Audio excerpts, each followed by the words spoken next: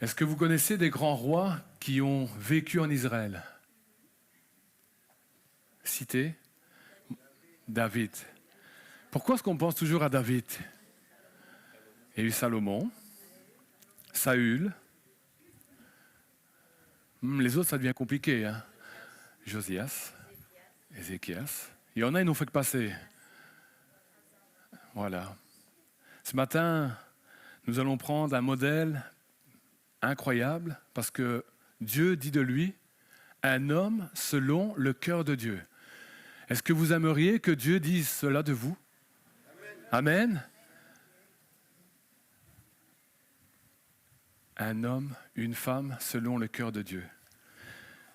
David a été un roi remarquable, un roi qui a été puissant, un roi qui a été vainqueur, un roi qui a été conquérant, un roi qui a été sage et qui a fait des choses extraordinaires. Vous êtes d'accord? Et pourtant, à un moment donné, tout extraordinaire qu'il était, il y a eu une faille.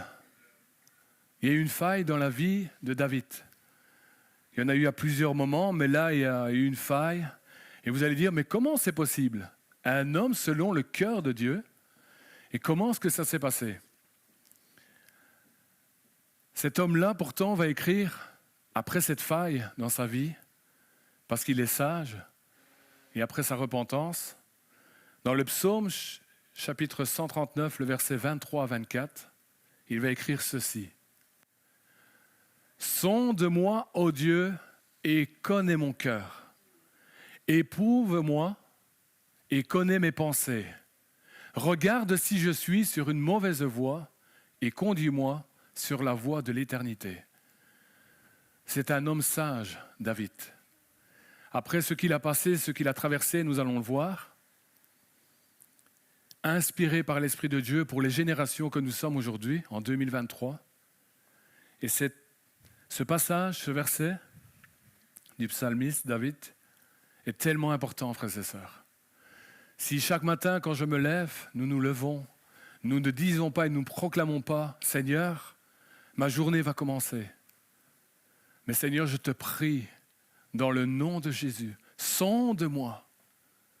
Connais mon cœur, parce que moi, je ne le connais pas. » La Bible déclare, la parole de Dieu déclare, et nous devons le savoir, le cœur de l'homme est tortueux plus que toute autre chose. Vous ne savez pas ce que la vie, ce que la journée va engendrer. Le diable est là avec son arc à flèches, et c'est un très bon sniper. Et il va tirer des flèches. Et parce que j'ai abandonné mon raisonnement, parce que j'ai abandonné ma volonté, sonde-moi, Seigneur, et connais mon cœur. Le Seigneur alors et le Saint-Esprit va révéler les attaques que le diable va essayer de faire par rapport à votre vie. Et les tentations qui vont être excitées à travers la chair que nous avons, nous sommes faits de chair, n'auront pas la place pour prendre racine.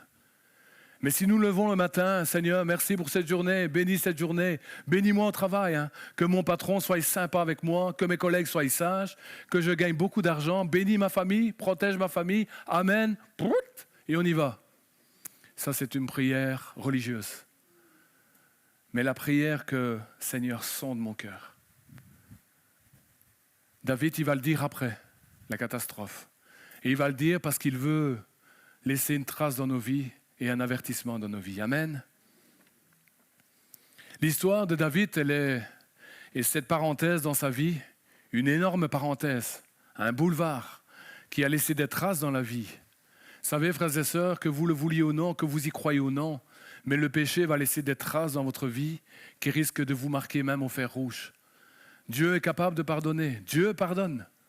Pourquoi est-il capable? Ça ne dépend pas de lui. Dieu veut que tous les hommes soient sauvés. Mais si nous ne laissons pas faire, frères et sœurs, rien d'impur n'entrera dans le ciel. Que les choses soient claires. Et ce n'est pas un joug que je viens mettre, mais c'est la parole de Dieu qui le déclare. La parole de Dieu déclare dans Apocalypse et dans le dernier chapitre, rien d'impur. Dimanche passé, Benjamin nous l'a partagé, et c'est pour cela qu'il faut dire, Seigneur, oh, sonde mon cœur. David, il est là et c'est un conquérant, c'est un roi, et les rois de l'époque partaient au combat avec le peuple, avec son armée. avec les chefs d'armée, selon leur série, selon leur infanterie. Et ils partaient au combat, mais le roi y allait. Aujourd'hui, les rois n'y vont plus, ils envoient malheureusement les soldats, mais lui, il était là au combat. Et il savait qu'il avait l'onction, la puissance. David n'allait jamais au combat sans demander « Est-ce que tu seras avec nous ?» Il demandait toujours « Tu seras avec nous, alors j'y vais. » Et il savait qu'il allait revenir de ces combats. Mais David, ce jour-là, ne dit pas « Sonde-moi, Seigneur ». Il est assis là sur sa terrasse. Et David, au lieu de partir au combat, ce jour-là, il dit « C'est les vacances ». C'est comme un peu maintenant, cette période. C'est les vacances. Ils sont là, Uri et toute la compagnie. J'ai envoyé mes généraux, j'ai envoyé mes meilleurs soldats. Ils sont là au combat. Moi, je sirote une tisane.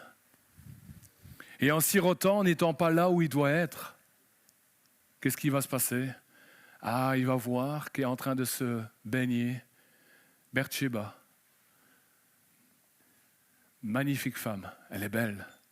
Et vous savez, quand quelque chose est beau sur la terre, la chair, elle est amorcée. David va envoyer quelqu'un dire « je suis roi, moi, va la voir et va demander qui est-elle et viens lui dire de venir boire un petit verre avec moi. On va juste causer. » Vous savez, au début, c'est juste causer. C'est les émotions, c'est les sentiments, frères et sœurs. C'est, quoi, ça vient de Dieu, hein? David s'est certainement dit, ouais, attends, je suis roi après tout. Bathsheba va venir, et la Bible déclare qu'ils vont coucher ensemble. Et puis Bathsheba va lui faire savoir, quelque temps après, il y a un petit problème, David. J'attends un enfant. C'est pas grave, va dire David. Et là, boum, la porte était déjà ouverte et le diable va ouvrir de plus en plus cette porte.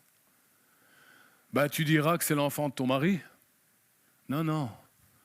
Mon mari, tant qu'il y a la guerre, il va au combat.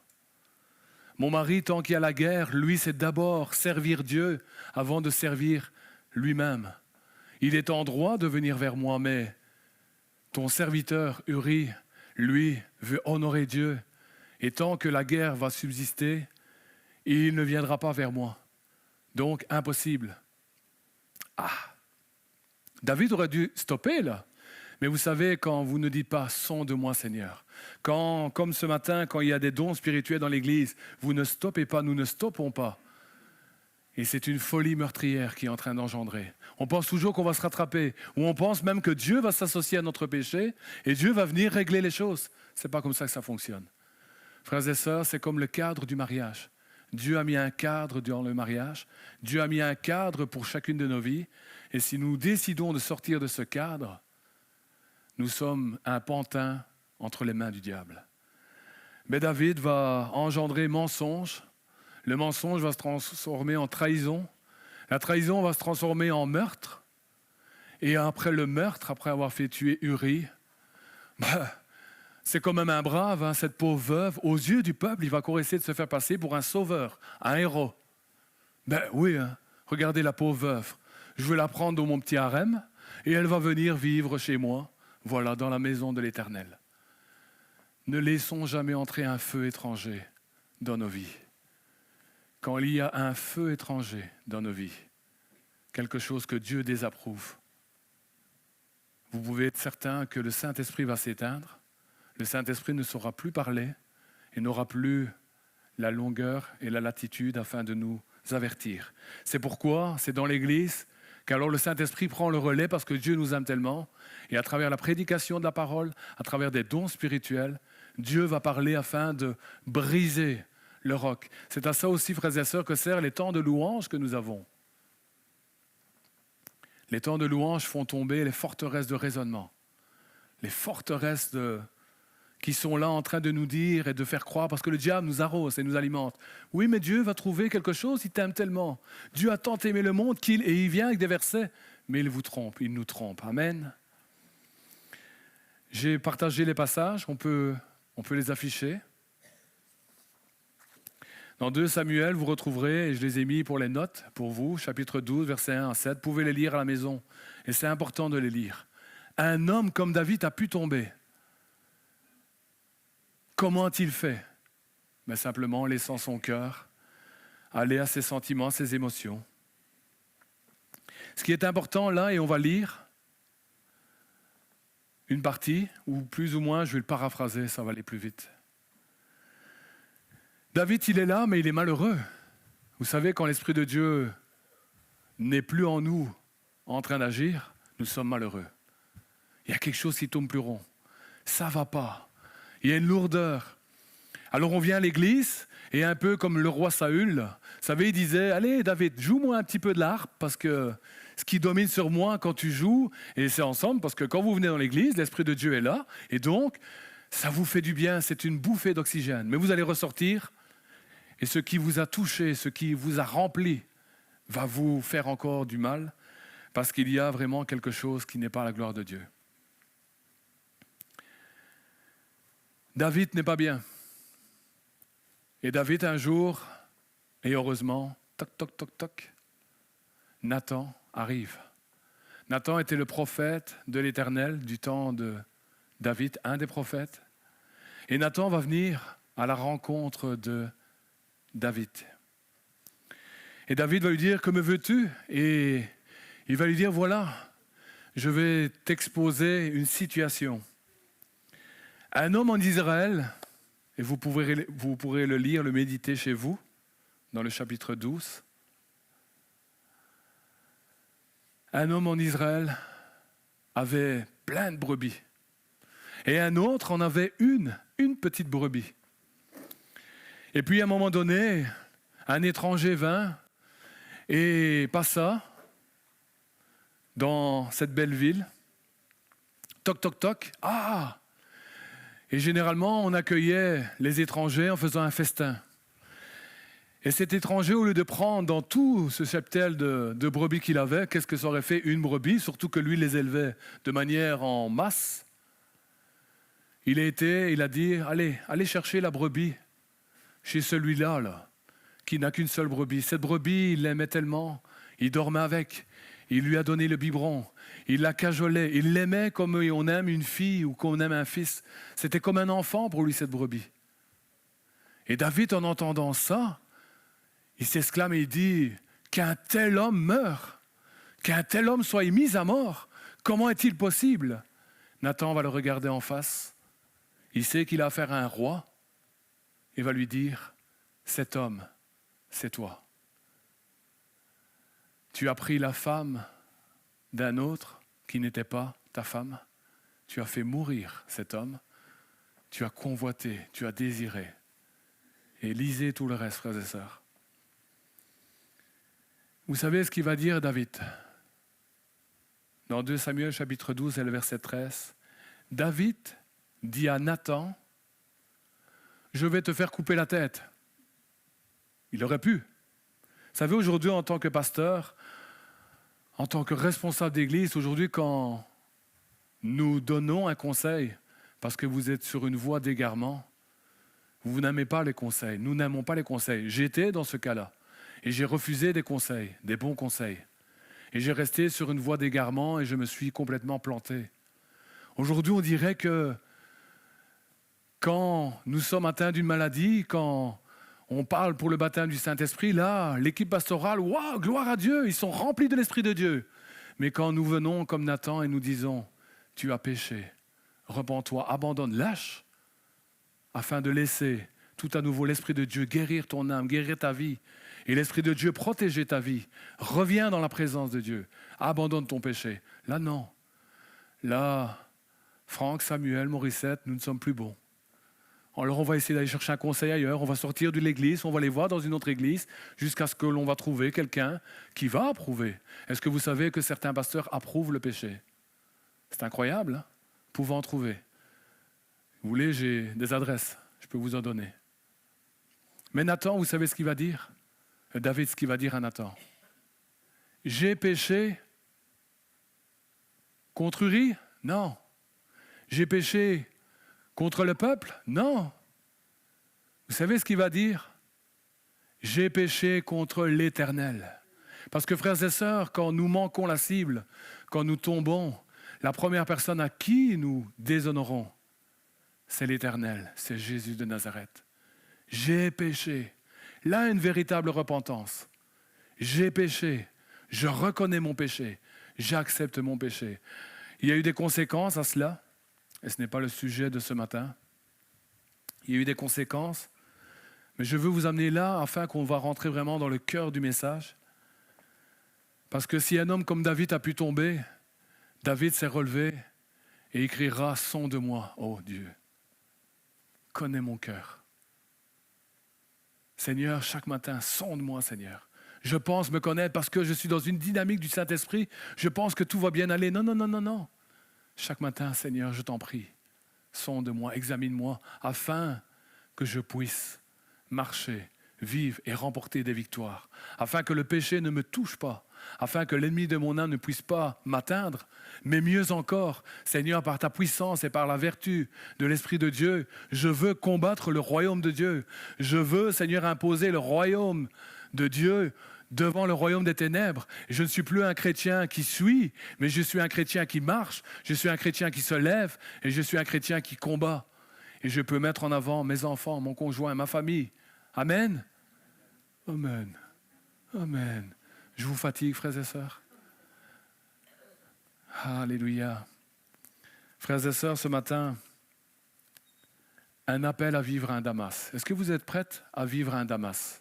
Vous savez ce que c'est de vivre un Damas? Vous connaissez Damas? Vous connaissez l'histoire qui s'est passée à Damas? Est-ce que vous connaissez? Dont Louis connaît. Qu'est-ce qui s'est passé à Damas, frères et sœurs? Conversion? Plus qu'une conversion, c'est passé à Damas. La lumière a touché la vie d'un homme. À Damas, il s'est passé quelque chose d'extraordinaire. Ce matin, je prie que dans cette église de Ransard, il y ait un Damas pour chacune de nos vies.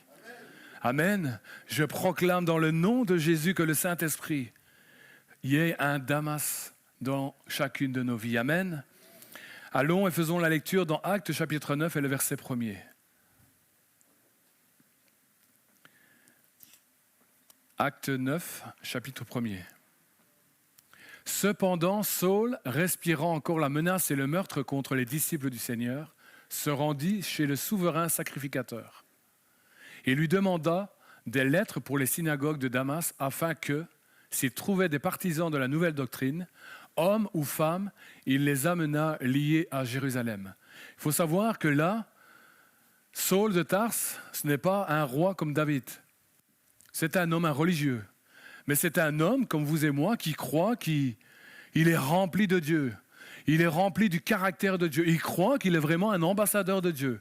Il se croit comme certains de chrétiens que nous pouvons être. Il croit que lui, il connaît la parole. Lui, il va vous sortir des versets, il va les aligner les uns après les autres. Il va vous emmener dans des doctrines, dans des théologies remarquables et puissantes. D'ailleurs, il le dira à un moment donné, moi, voilà ce que j'étais. Voilà ce que je suis. Et Benjamin va pas me prêcher là-dessus, mais un jour il va dire, je regarde toutes ces choses comme de la boue. Mais en attendant, il est dans cet épisode de sa vie. Verset 3. Comme il était en chemin et qu'il approchait de Damas, tout à coup, une lumière venant du ciel resplendit autour de lui. Il tomba par terre et il entendit une voix qui lui disait, « Saul, Saul, pourquoi me persécutes-tu » Il répondit, « Qui es-tu, Seigneur ?» Et le Seigneur lui dit, « Je suis Jésus que tu persécutes. Il te serait dur de regimber contre les aiguillons. » Tremblant et saisi d'effroi, il dit, « Seigneur, que veux-tu que je fasse ?» Et le Seigneur lui dit, « Lève-toi, entre dans la ville et on te dira ce que tu dois faire. » Amen. Je prie que ce matin, à la fin de ce message, des vies tremblent. Je prie que le Saint-Esprit touche à un tel point qu'il y ait une conviction. Sans le Saint-Esprit, frères et sœurs, je pourrais prêcher 10 ans, 20 ans, 30 ans. Rien ne va se faire. mais animés de l'Esprit de Dieu, de la puissance du Saint-Esprit. Je prie qu'en ce lieu, alors que je suis en train de prêcher, des hommes et des femmes soient en train de prier et de dire, Saint-Esprit, nous appuyons la prédication de Samuel ce matin. Agis, touche, ouvre les portes, ouvre les cœurs les plus secs, les plus fermés, afin que le Saint-Esprit touche les vies, qu'il y ait un Damas ce matin. Amen. Comment est-ce qu'un homme comme Saul de Tarse va-t-il être stoppé, arrêté sur la route de Damas? Parce que Jésus a eu simplement compassion. Jésus a eu compassion. Il ne méritait en aucun cas. Jésus n'a pas besoin de lui parce qu'il a toute sa théologie. Jésus n'a pas besoin de lui parce qu'il a tout un arrière-plan religieux. Jésus n'a pas besoin de lui parce qu'il est quelqu'un de redoutable en Israël et en particulier partout où il va.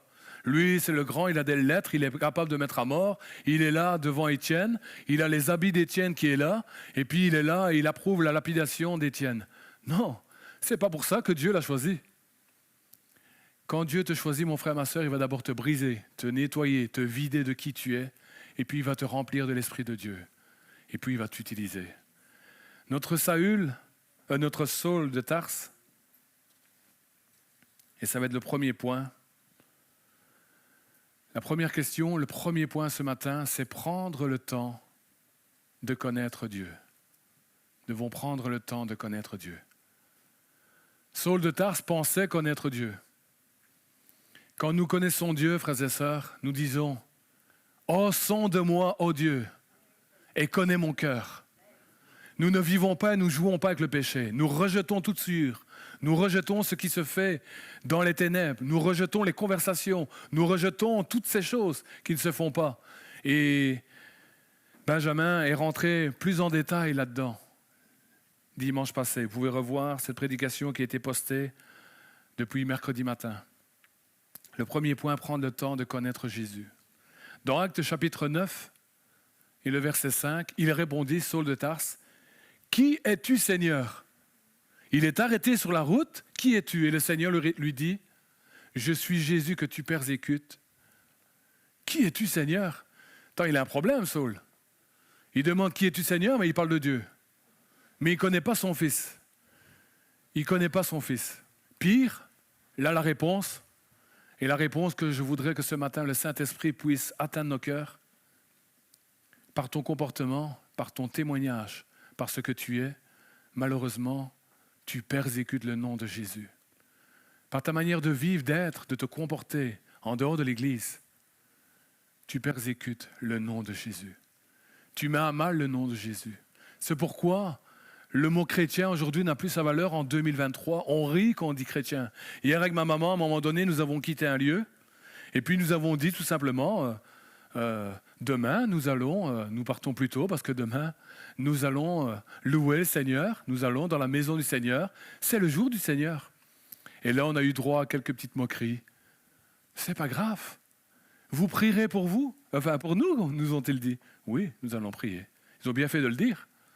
Alors, je ne retiens pas leur prénom, mais je me mets à genoux et ce matin, je voyais plus ou moins leur tête. Et je dis, Seigneur, ils sont ignorants, pardonne-leur, ils ne savent pas ce qu'ils font. Mais touche-les, rencontre-les. Tu l'as fait pour moi, fais-le pour eux, au nom de Jésus. Saul ne connaît pas celui qu'il est en train de persécuter. Et quand, frères et sœurs, nous faisons des choses qui sont honteuses de dire, là, dans la lumière, quand nous pratiquons des choses qui sont innommables, nous persécutons le nom de Jésus. Nous ne sommes plus des témoins de Jésus, mais nous sommes des témoins de la gloire du diable. Le diable veut le désordre, le diable veut le chaos. Nous faisons croire que nous sommes des saints quand nous venons ici le dimanche, mais nous sommes, excusez-moi, diaboliques quand nous sommes en dehors parce que nous pratiquons les œuvres du diable, malheureusement. Le Seigneur nous appelle à la sainteté. Saul ne sait pas qu'il persécute, mais il persécute.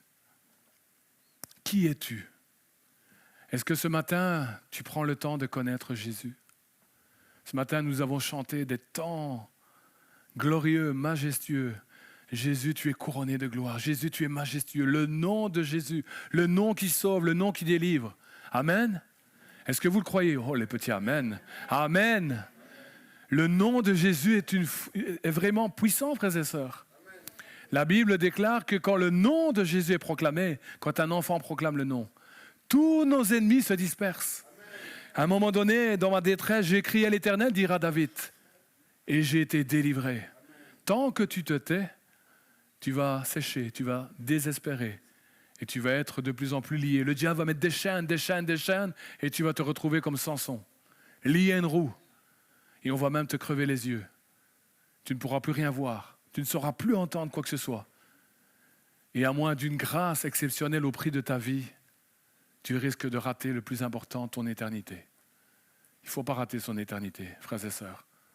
Soyons clairs, c'est notre éternité qui est en jeu. Savez-vous le prix d'une âme? Le prix d'une âme, ce n'est pas juste l'âme sur la terre, mais c'est l'objectif final, c'est l'éternité près de Dieu. Amen.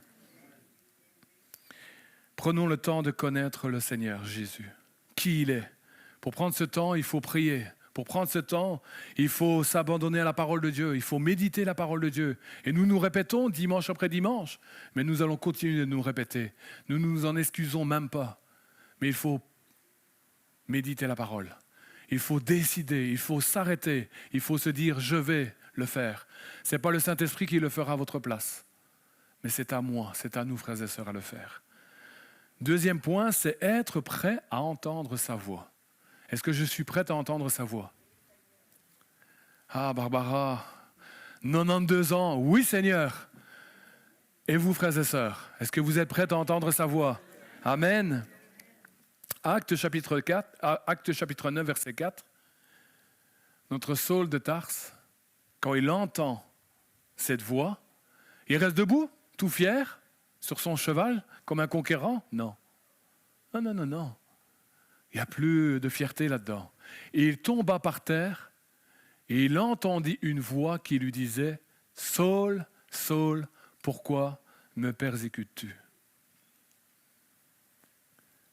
Frères et sœurs, quand à un moment donné, il y a bien des années, je suis tombé et que j'ai été voir mon serviteur, enfin le serviteur qui était en place, et quand il m'a parlé, vous croyez que le serviteur est resté debout sur ses deux pieds? Il avait mal partout, il avait de l'arthrose, vous ne pouvez pas vous imaginer, c'était douloureux. Comme si vous avez une rage de dents, vous touchez la dent, là, ça fait encore plus mal. Là. Il avait de l'arthrose partout dans ses jambes étaient dans un état, il ne pouvait même plus se mettre à genoux, c'était fini. Et quand il a vu ma situation, il s'est laissé glisser, s'est laissé tomber à genoux. Il est entré dans un temps d'intercession pour ma vie. Frères et sœurs, nous tombons à genoux, l'équipe pastorale, les responsables de cette église, quand nous savons que des hommes, des femmes dans cette église touchent et goûtent au péché et se plaisent dans le péché. Quand nous savons, parce que des conjoints, et il n'y a rien de mal là-dedans, c'est normal. Moi, demain, si je me comporte mal, j'autorise mon épouse à aller voir Franck, pasteur Franck. Parce qu'avant d'être un ami, un collaborateur, c'est son pasteur également. Et si je fais des choses qu'elle n'arrive pas à rectifier dans ma vie, en échangeant, en parlant, je l'autorise et je veux qu'elle aille voir Franck. Dire, eh oh, va secouer Samuel parce que ça ne va pas. Je sais que Franck va se mettre à genoux, va prier, demander une direction au Seigneur, et puis va venir m'appeler, va me voir en face à face, et va me dire, voilà Samuel, lâche ton péché, lâche cette situation. Repens-toi, sinon il va y avoir des conséquences. Saul, il est à genoux. Saul, il accepte. Il accepte la voix du Saint-Esprit. Il accepte le don spirituel de ce matin. Il accepte que l'Église, ce matin, à travers la prédication de la parole, ou les dimanches passés, ou les dimanches à venir, parle. Il est à terre. Dans Job chapitre 33, versets 14 à 16, Job dit ceci. Dieu parle cependant tantôt d'une manière, tantôt d'une autre. Et l'on n'y point garde. Il parle par des songes, par des visions nocturnes, quand les hommes sont livrés à un profond sommeil, quand ils sont endormis sur leur couche.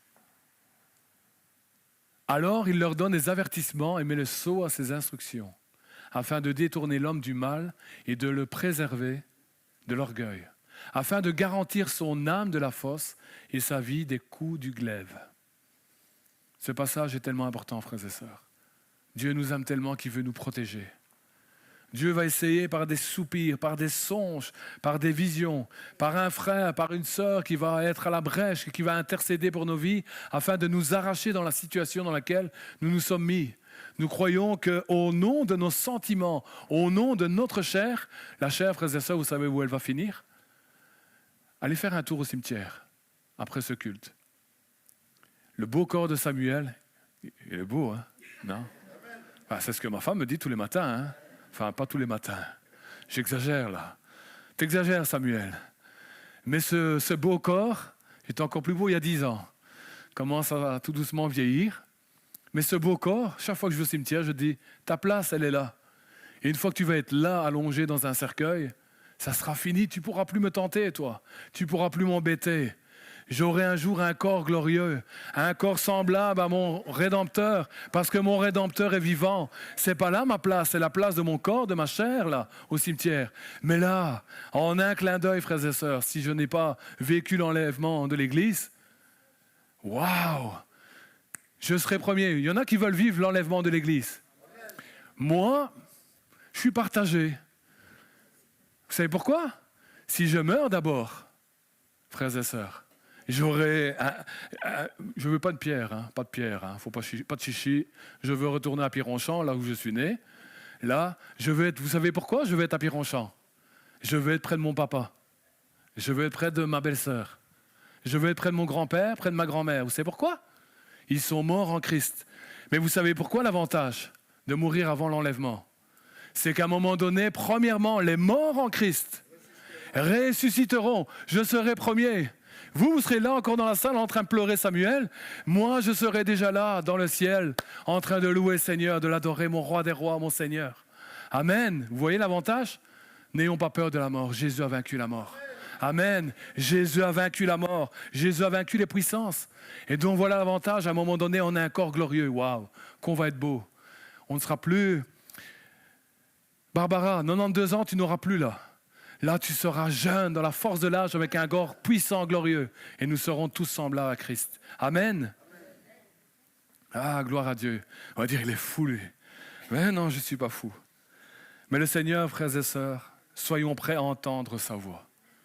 Disons dans un soupir, je sais ma situation, Seigneur, mais je veux m'abandonner à toi.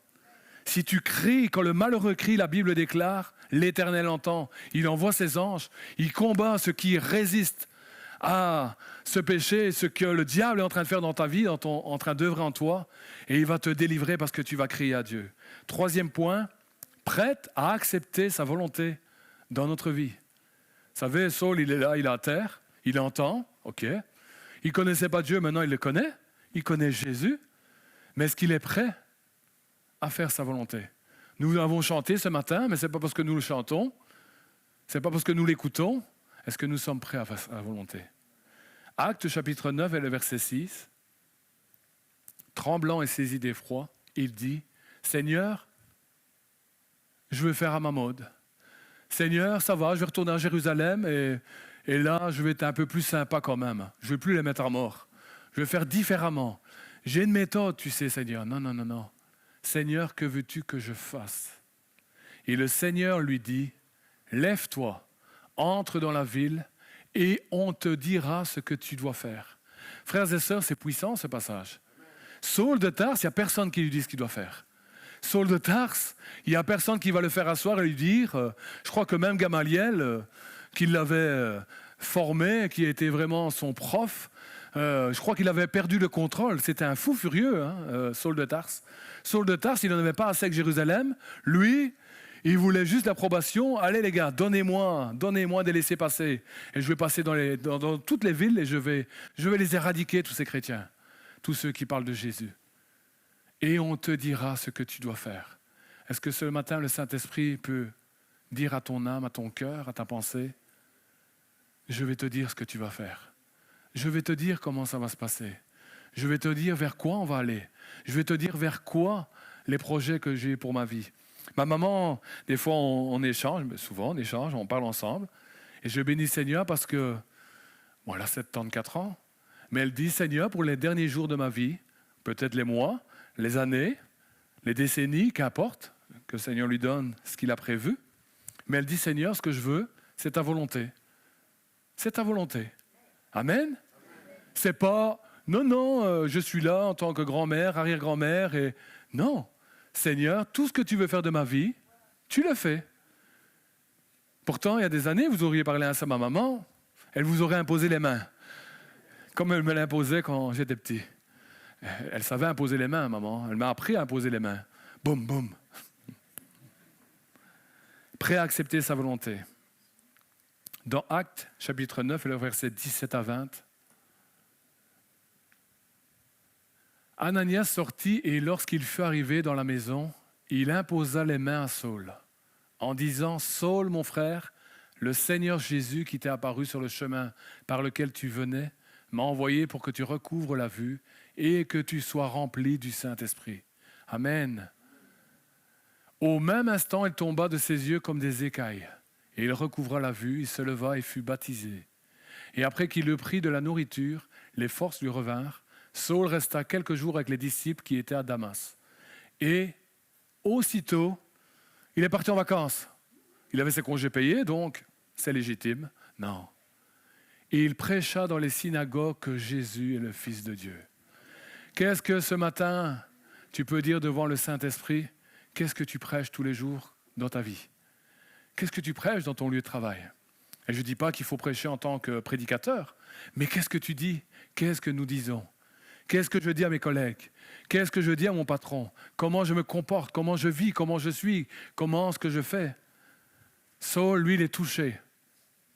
Et il accepte de faire la volonté du Seigneur. J'ai vu en ce lieu, je vais prendre une tranche de 3 derniers mois, et à mon avis, vous avez dû le remarquer, j'ai vu une certaine famille qui ont été touchées par l'Esprit de Dieu. Vous avez remarqué? Est-ce que vous avez remarqué que certains ont été touchés de manière assez puissante par l'Esprit de Dieu? Qu'est-ce qu'ils ont fait du jour au lendemain? Il y en a un, le chef de la tribu, lui, il venait de temps en temps à l'église. Il venait de temps en temps, lui. Le chef de tribu, il venait de temps en temps, et pour lui, c'était bien de venir une fois de temps en temps à l'église. Hein. Il venait faire son petit tour, il venait mettre sa petite dîme, enfin je pense, je ne sais pas. Bon, je vais lui demander quand même. Et après, pour lui, c'était bien, c'était tout. Pour lui, c'était ça sa conviction. Mais quand il a été rempli du Saint-Esprit, il a commencé à regarder tout ce qu'il a, tout ce qu'il était, comme de la boue. Il a dit, je ne veux plus vivre que pour Christ, pour Jésus-Christ. Poum! Le fils touché, la maman touchée, la famille touchée au grand complet, frères et sœurs. Puis, vous croyez qu'il s'arrêtait? Non, non, non, non, non, non, non. Il a commencé à parler autour de lui de la bonne nouvelle. Il a commencé, c'est pas un prédicateur, pas encore, mais il a été un prédicateur entre les mains du Seigneur, directement dans la naissance puissante et remplie du Saint-Esprit. Là, il a commencé à prêcher autour de lui dire ce que je suis aujourd'hui, mais c'est Christ qui vit en moi. Et il m'a changé, il a transformé ma vie. Je ne veux plus toutes ces choses dans ma vie. Amen? Vous le croyez? Boum, des hommes et des femmes qu'il côtoie, aujourd'hui sont là en ce lieu. Alors, il y en a qui ne sont pas là ce matin parce qu'ils sont partis en vacances. Mais frères et sœurs, même en vacances, on part, hein, mais le Seigneur est avec nous. Et on va continuer à prier, on va continuer à parler en langue. 5 parlent en langue la dernière fois que nous faisons une veillée de prière. Et je vous donne dans le mille, qui est touché pendant cette veillée de prière? 3 de leurs amis. Pourquoi? J'ai vu ce fut furieux, la chef de tribu là, de cette famille. Moi, j'étais fatigué. Je dis, Franck, je reste un peu, mais à 2 heures, moi, je dois y aller. Il était presque 2 heures au matin. Il commence à prier et il voulait que son ami soit rempli dans le Saint-Esprit. Je dis, Seigneur, j'ai regardé la foi de cet homme. Je me suis laissé remplir, imbiber de la foi de cet homme. Nous avons prié, rempli dans le Saint-Esprit. Premier. Puis, je regarde Franck, je dis, il faut y aller là. Je suis désolé, mais il me regarde. Non, il faut que tu ailles l'aider, parce qu'il est déjà occupé avec le deuxième là. Je dis oui. Et puis le deuxième, on y va. Bam, bam, bam, bam, bam, bam, rempli du Saint-Esprit. C'est la fête, c'est l'effervescence. Puis boum, une autre personne dans l'église remplie du Saint-Esprit de l'autre côté de la salle. Et puis ça continue. Puis là je dis, je suis vidé. Excusez-moi, j'étais vidé, fini. Et puis Franck me regarde avec un sourire, ses sourcils qui remontent en haut. Et il me montre le troisième. Et il était tout malheureux, le troisième. Le troisième, il avait vu ses copains, ses amis. Et puis, le Saint-Esprit me donne vraiment une parole. Non, non. Il est attristé. Dis-lui qu'il ne soit pas attristé. Qu'il confesse. Et puis, à un moment donné, je me sentais, frères et sœurs, à un moment donné, je n'avais plus de force. J'étais comme vidé. Franck continuait derrière d'animer la réunion. Et puis, à un moment donné, j'ai dit, Seigneur, tu m'envoies un homme rempli de l'Esprit de Dieu, avec une autorité. Et puis, à un moment donné, j'ai vu quelqu'un glisser derrière moi, venir à côté de moi. Et c'est comme s'il prenait de sa force et qu'il la transférait en moi. Ça peut paraître bizarre, hein? C'est vrai, littéralement ce qui s'est passé. J'étais rempli d'un feu nouveau là, avec notre ami chef de tribu. Et waouh, bam, rempli du Saint-Esprit. Dieu le fait. Ce n'est pas nous qui le faisons. Dieu le fait. Mais est-ce que tu as soif? Est-ce que tu es prêt ce matin à accepter la volonté de Dieu dans ta vie? Amen. Alléluia. Et tu ne vas plus prêcher des insanités, des blagues qui sont douteuses. Tu ne vas plus avoir un comportement qui n'est pas à la gloire de Dieu, mais tu vas prêcher la bonne nouvelle. Et malgré tout ce qu'ils vont raconter autour de toi, ce n'est pas grave. Tu vas rester, tu vas demeurer ce qu'un enfant de Dieu est appelé à être. Moi, je n'ai pas de problème avec leur partage, entre guillemets, vulgaire et grossier. Ils ne sauraient pas faire autrement. Mais moi, je veux leur montrer, regardez, vous êtes dans les ténèbres, mais moi, je suis dans la lumière. Je garde ma bouche. Je regarde et je mets de l'amour dans l'échange que j'ai avec l'un ou l'autre. Et ils se disent, il est bizarre celui-là. Mais tout bizarre que je suis, après je prie. Et le dernier point, je vais vers la fin de mon message, une vie nouvelle. Amen. Une vie nouvelle au quotidien, avoir un témoignage à la gloire de Dieu. Mon frère, ma sœur, tu peux avoir la prétention de dire que tu es chrétien, que tu viens tous les dimanches, mais si ton témoignage n'est pas à la gloire de Dieu, si Dieu dénonce dans sa parole ce que tu pratiques, ce que tu es, ce que tu fais, il y a un problème, il faut remonter à la source et il faut dire, Seigneur, je veux vivre un Damas, comme Saul de Tarse. Seigneur, je veux vivre ce Damas parce que ce n'est pas possible. Actes chapitre 9, verset 21, tous ceux qui l'entendaient étaient dans l'étonnement et disaient, n'est-ce pas celui qui persécutait à Jérusalem ceux qui invoquent ce nom, et n'est-il pas venu ici pour emmener lié devant les principaux sacrificateurs? Verset 22, cependant, Saul se fortifiait de plus en plus, il confondait les Juifs qui habitaient Damas, démontrant que Jésus est le Christ. Frères et sœurs, c'est ça qui est beau à l'Évangile. Hier, Samuel se plaisait dans l'immoralité. Hier, Samuel se plaisait dans les conversations grossières, vulgaires, toutes ces choses que nous voyons quand nous voyons nos collègues et tout ça. Et puis, pam, un Damas se passe dans la vie de Samuel. Un Damas se passe dans votre vie. Qu'est-ce qui se passe? Quand une blague grossière est proclamée, on va comme pasteur passer pour un Jojo, hein. On va rire. Non. Je ne fais même pas la tête, moi. Mais ça ne m'intéresse pas. Et je suis là en prière, Seigneur, pardonne-leur. Ils savent ce qu'ils font. Et frères et sœurs, quand le témoignage est là, regardez, ce Saul de Tarse qui persécutait, sa renommée c'était quoi? Persécuteur, méchant, animé d'une colère, d'une animosité. Qu'est-ce qu'on dit de lui? Transformé. On dit, voilà ce que ce gars était. Mais qu'est-ce qui s'est passé, frères et sœurs, quand nous allons rentrer après ce culte dans nos familles? Si tes enfants étaient habitués à voir une maman violente, méchante, vulgaire, grossière, et qu'elle voit une maman qui est transformée par l'Esprit de Dieu, tu crois que quoi? Quand les enfants vont voir ça, waouh! Jésus agit, Jésus est puissant. Je connaissais maman. Personne d'autre ne peut connaître maman comme moi. Personne d'autre peut connaître mon papa mieux que moi. Il me battait, il était méchant avec moi, il était grossier, il se comportait mal, il manquait de respect à maman. Il disait des choses à l'église, mais il vivait autre chose en dehors de l'église. Et là, waouh! Papa est transformé.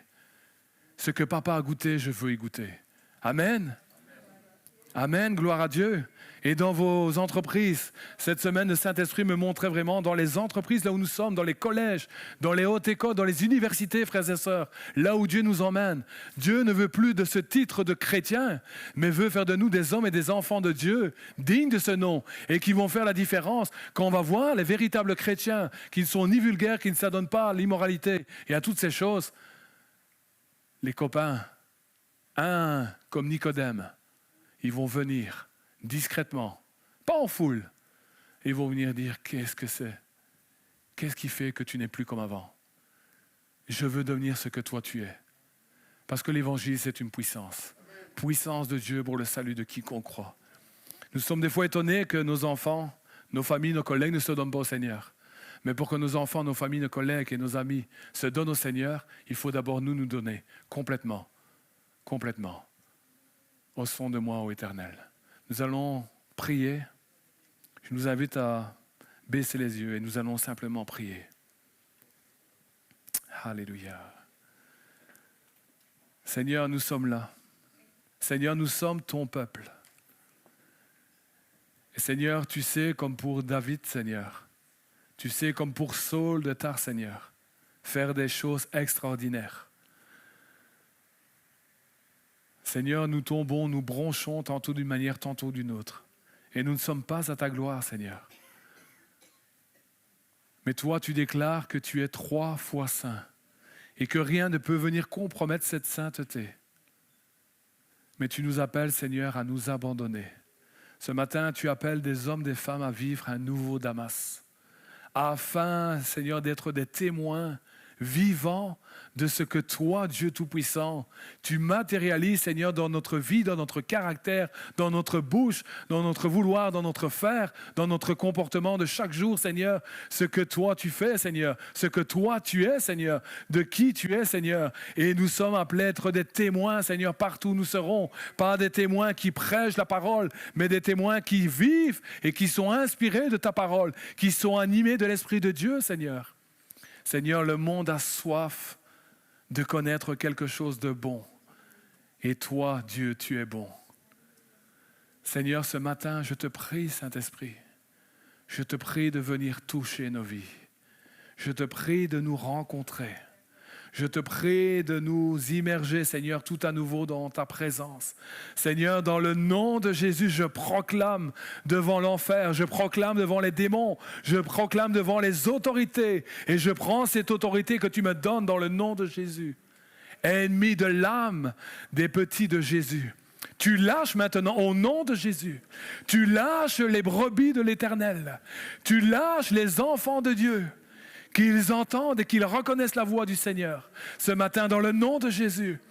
Qu'ils entendent et qu'ils reconnaissent le Sauveur, celui qui a donné sa vie, celui qui a payé de sa vie, afin que nous ne soyons pas soumis à l'autorité du péché, afin que nous soyons libérés du péché. Seigneur, je prie ce matin pour des Damas dans les vies, Seigneur. Oh Seigneur, des hommes et des femmes, Seigneur, qui rendent témoignage de ta gloire. Seigneur, au nom de Jésus, tu as des projets de paix, tu as des projets d'avenir, tu as des projets d'espérance, Seigneur, pour chacune de nos vies. Dans le nom de Jésus, ce matin, je te demande de souffler. Dans le nom de Jésus, ce matin, je te demande de toucher les vies. Au nom de Jésus. Oh,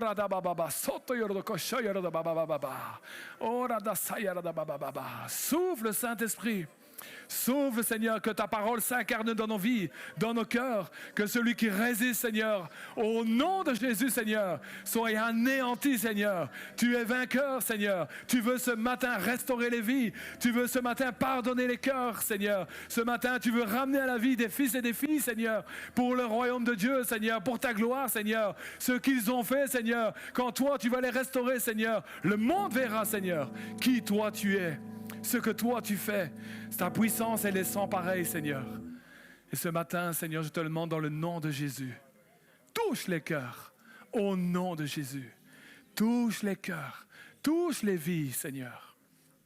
Alléluia. Fais ton œuvre, Saint-Esprit. Saint-Esprit, fais ton œuvre.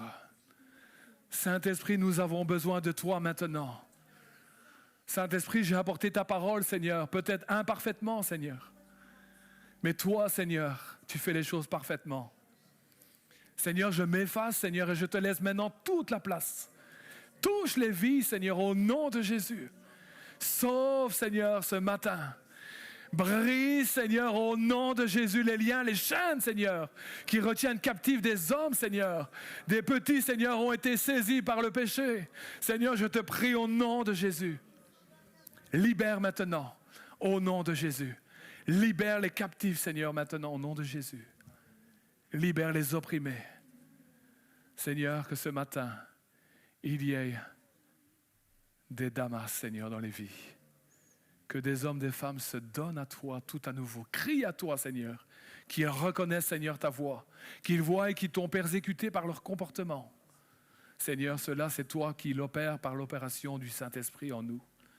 Convainc de péché, de justice et de jugement. Alors que nous allons nous séparer bientôt, Seigneur.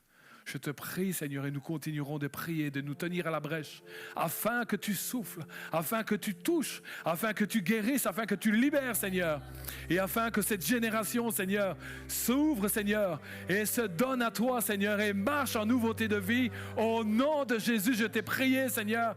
Maintenant, agis dans la puissance du nom de Jésus de Nazareth. Amen.